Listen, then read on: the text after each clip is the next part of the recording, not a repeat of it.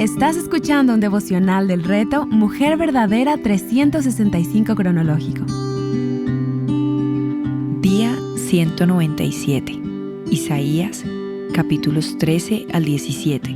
Escrito por Yamel de Jaramillo, leído por Carolina Rivera. Ayer veíamos cómo el pueblo estaba anestesiado al punto que no reconocía sus pecados. Fue un periodo tumultuoso de los reyes de Judá e Israel, incluyendo los reinados de Acaz y Ezequías en Judá y de Peca y Oseas en Israel. Estos líderes a menudo cayeron en la idolatría y la apostasía, lo que provocó el juicio divino sobre las naciones. La guerra, la opresión extranjera y la dispersión del pueblo son algunos de los eventos claves que hemos visto hasta ahora. Hoy regresamos a Isaías y en los próximos días conoceremos las profecías a otras naciones que el Señor instruye a Isaías. Desde el capítulo 13 hasta el 23 veremos cómo Dios juzga a las naciones gentiles. Dios sigue airado con su pueblo. 13:3. Desde el principio del libro, Isaías ha comunicado acerca del juicio que viene sobre Israel y Judá. Este juicio sería ejecutado por la mano de pueblos poderosos de la tierra, pero venía directamente del Todopoderoso. 13:6. Isaías profetiza la caída y destrucción de Babilonia, capítulo 13, Asiria, capítulo 14, Filistea, capítulo 14, Moab, capítulo 15, Damasco y Efraín, capítulo 17, entre otros. Estas profecías destacan el juicio de Dios sobre las naciones debido a su pecado y maldad. Si has estado con nosotras desde el principio de este reto y has seguido el relato desde la época de los jueces, habrás notado el declive del pueblo de Dios y la continua paciencia que Él ha mostrado hacia ellos.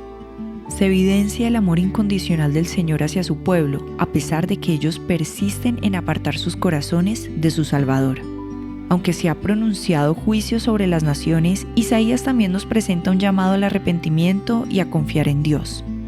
Él urge a las naciones a abandonar su pecado y a volver a Dios en busca de perdón y restauración. Este mensaje resalta especialmente en los oráculos dirigidos a Moab y Damasco, en los capítulos 15 y 17, donde se brinda una oportunidad de redención incluso en medio del juicio. A lo largo de estos capítulos, Isaías también ofrece una promesa de restauración para el remanente fiel de Israel.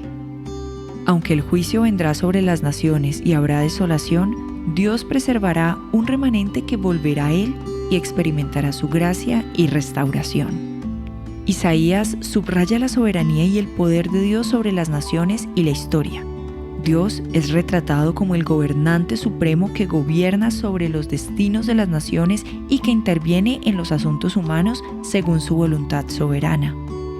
En el capítulo 14, si recuerdas el tiempo en el colegio cuando en la clase de historia nos hablaban de Babilonia, recordarás que era una ciudad próspera y poderosa. En el contexto de este libro, Babilonia se presenta como un símbolo de poderío mundial, opresión y arrogancia.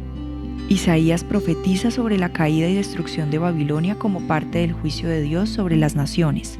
Babilonia representaba el epítome de la soberanía y la maldad en el mundo antiguo, y su eventual caída simbolizaba el juicio divino sobre la injusticia y la opresión. Babilonia era conocida por su crueldad y brutalidad en la conquista de otras naciones, así como por su idolatría y corrupción moral. Isaías denuncia su arrogancia y pecado y predijo su caída como resultado del juicio de Dios. A través de sus profecías, Isaías muestra que ningún reino terrenal puede prevalecer contra el poder y la justicia de Dios. Y eso sigue siendo igual para los reinos actuales o aquellas naciones que se levantan como las potencias mundiales.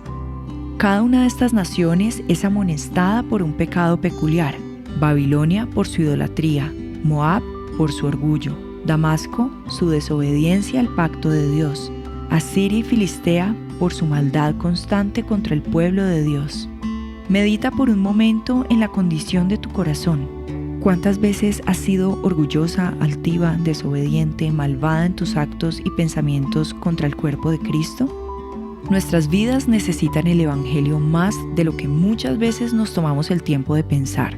No hay esperanza de vivir para Dios en nuestras fuerzas y con nuestra vieja naturaleza no hay paz con Dios, no hay transformación real ni identidad que se sostenga en nosotras mismas.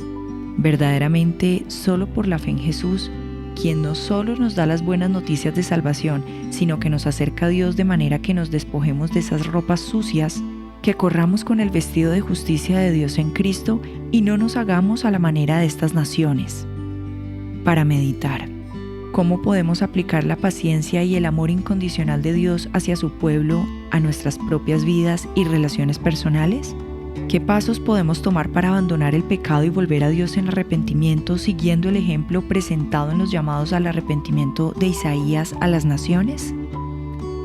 ¿Cómo podemos mantener nuestra confianza en Dios y buscar su perdón y restauración incluso en medio de los momentos de juicio y dificultad en nuestras vidas? En el día de hoy te invito a escuchar esta canción y a meditar en esta hermosa promesa. Para más contenido como este, visita avivanuestroscorazones.com.